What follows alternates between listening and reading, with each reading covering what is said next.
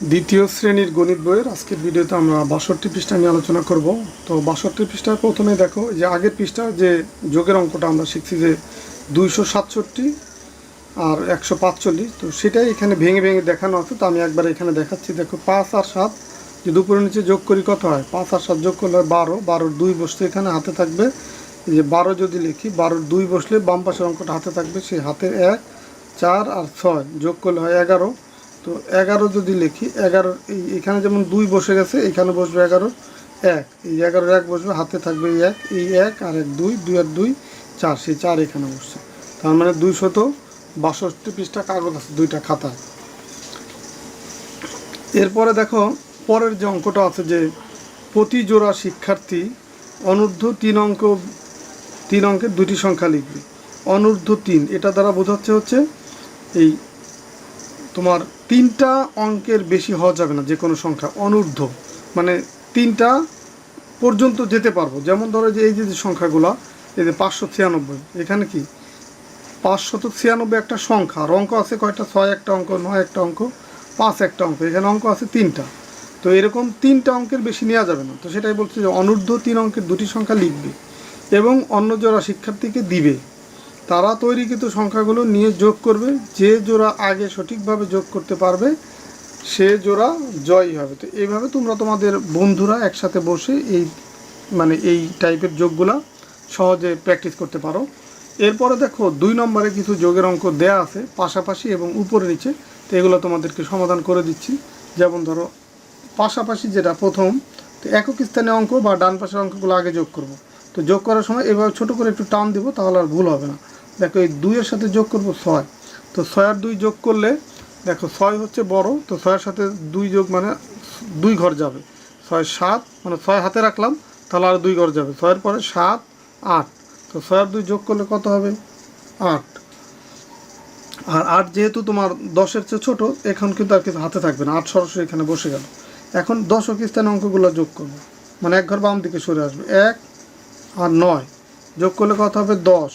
তো ১০ যদি হয়, ১০-এর যখনই 2টা অঙ্ক হবে যোগ করার পরে, তখনই ডান পাশের অঙ্কটা বসবে এখানে। যেমন ০ আছে, এখানে ডান পাশের অঙ্ক ০ বসবে, এই ১ থাকবে, হাতে থাকবে ১, সেই ১ আবার তার বাম পাশের অঙ্কের সাথে যোগ হবে। হাতের ১ আর এই ৩ কত হবে? ৪, ৪ আর ৫ হচ্ছে ৯, তার মানে যোগ করলে ৯৬০ পাবো।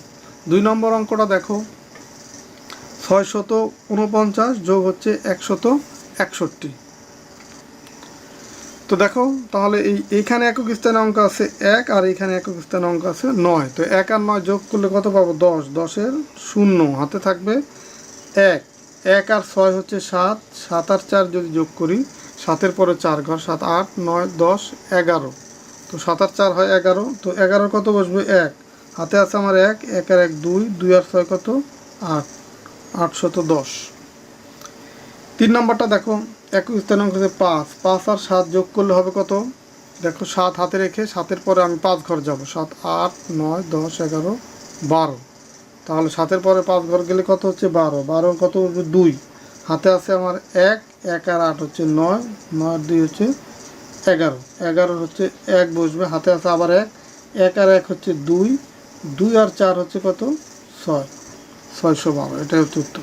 ৪ নম্বরে দেখো একক স্থানীয় অঙ্ক, এখানে আছে ৯, এখানে আছে ১। তো ৯ আর ১ যোগ করলে হবে কত? ১০। ১০-এর ০ হাতে আছে আমার ১, ১ আর ৬ কত? ৭, ৭ আর ৮ যদি আমি যোগ করি, তাহলে দেখো এই দুইটার যে কোনোটা হাতে রাখতে পারি। ধরো ৭ হাতে আছে, এরপরে যাব তাহলে কয় ঘর? ৮ ঘর। ৭-এর পরে যদি ৮ ঘর যায়, দেখো ৭ এই প্রথমে ১ ঘর, ৭ ৮ ৯ ১০ ১১ ১২ ১৩ ১৪ ১৫। তাহলে ৭-এর সাথে যদি আমরা ৮ যোগ করি, তাহলে হয় ১৫। ১৫ কত বসবে? ৫, হাতে আছে আমার ১, সেই ১ আবার তার বাম পাশের অঙ্কের সাথে যোগ হবে। হাতের ১ আর এই ২ কত? ৩, ৩ আর ৩ যোগ করলে হয় কত? ৬, ৬৫০। এটাই হচ্ছে উত্তর। তো এখন আমরা এই পাশাপাশি যোগগুলো দেখি। ৫ নম্বর দেখো এখানে উপরের যে ৩টা অঙ্ক, নিচের ৩টা অঙ্ক সরাসরি একদম উপরের অঙ্ক বরাবরই নিচে লেখা। তুমি যদি একটু ডানে বামে হয়, তখন কিন্তু যোগ করতে গেলে তোমার ভুল হওয়ার সম্ভাবনা অনেক বেশি। এই কারণে তোমরাও যখন খাতায় লিখে এই টাইপের অঙ্কগুলো করবা, উপরের অঙ্কগুলোর নিচেই নিচের অঙ্কগুলো লিখবা। যেমন ৪ আর ১ যোগ করলে হবে কত? ৫, এই বরাবর লিখে দিলাম ৫। ৮ আর ৮ যোগ করলে হয় কত? ১৬, 16 কত বসবে 6, যেই 8 বরাবর লিখলাম 6। 16 যদি 8 বসে, হাতে থাকে কত 1, সেই 1 তার বাম পাশের অঙ্কগুলোর সাথে যোগ হবে। 1 আর 5 হচ্ছে 6, 6 আর 2 হচ্ছে 8, 865। এরপরে দেখো 7 আর 4 যদি যোগ করি, 7-এর পরে 4 ঘর যাবে, 7, 8, 9, 10, 11। তো 11 হলে 11 কত বসবে 1, এই বরাবরই কিন্তু বসাইতে হবে, মানে যে অঙ্কগুলো যোগ করব ওই অঙ্কগুলো বরাবরই যোগ করে মানটা বসাবো। তো 7 আর 4 যোগ করে পেলাম কত 11, 11-এর 1 বসলো, হাতে আছে 1, এই 1 আবার এই দশক স্থানীয় অঙ্ক বা এই 7-এর বাম পাশে যে লাইন সেই লাইনের সাথে যোগ হবে। তো হাতের 1 আর এই 4 কত 5, 5 আর 9 কত 9 হাতে রেখে, তাহলে এরপরে আমরা 5 ঘর যাব, 9, 10, 11, 12, 13, 14। তাহলে 9 আর 5 হচ্ছে কত 14, 14 হলে 14-এর 4 বসবে, হাতে থাকবে 1, সেই 1 আর 6 হচ্ছে 7, 7 আর 2 হচ্ছে 9, 941, এটাই হচ্ছে উত্তর। এরপরে দেখো পরের যে অঙ্কটা আছে, এই 8 আর 2 যোগ করলে হয় কত 10, 10-এর 0, হাতে আছে আমার 1, 1 আর 3 হচ্ছে 4, 4 আর 6 হচ্ছে 10, 10-এর 0, হাতে আছে 1, 1 আর 4 5, 5 আর 5 হচ্ছে কত 10, 10-এর 0, এই যে তার বাম পাশে বসবে 1।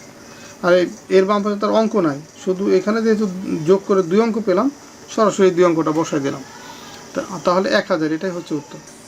দেখো 8 নম্বর অঙ্কটা দেওয়া আছে, এই 409 যোগ হচ্ছে 384। তো এই প্রথমে একক স্থানে অঙ্কগুলো যোগ করব, এই 9 আর 4 যোগ করব। তো 9 যদি হাতে রাখি, এরপরে যাব 4 ঘর, তো 9, 10, 11, 12, 13, 13 হলে কত বসবে 13-এর এই 3, হাতে থাকবে 1, 1 আর 8 হচ্ছে 9, 9 আর 0 যোগ করলে 9ই হবে। 0 যে কোনো অঙ্ক বা সংখ্যার সাথে যোগ করলে মান কোনো চেঞ্জ হয় না, ওইটাই থাকবে। তো 9-এর সাথে 0 যোগ করলে 9ই হবে। তো এখন 3 আর 4 যদি যোগ করি, ধরো 4 হাতে রাখলাম, এরপরে 3 ঘর যাব, 4, 5, 6, 7, তার মানে 4 আর 3 কত হবে 7, তাহলে 793, এটা হচ্ছে উত্তর। তো এই ছিল তোমাদের 62 পৃষ্ঠার অঙ্ক। তো আশা করি সবগুলো ম্যাথই তোমরা বুঝতে পারছো। তো ঠিক আছে, সবাই ভালো থাকো, সুস্থ থাকো, আর পরের ভিডিওতে আমি 63 পৃষ্ঠা নিয়ে আলোচনা করবো। আল্লাহ হাফেজ।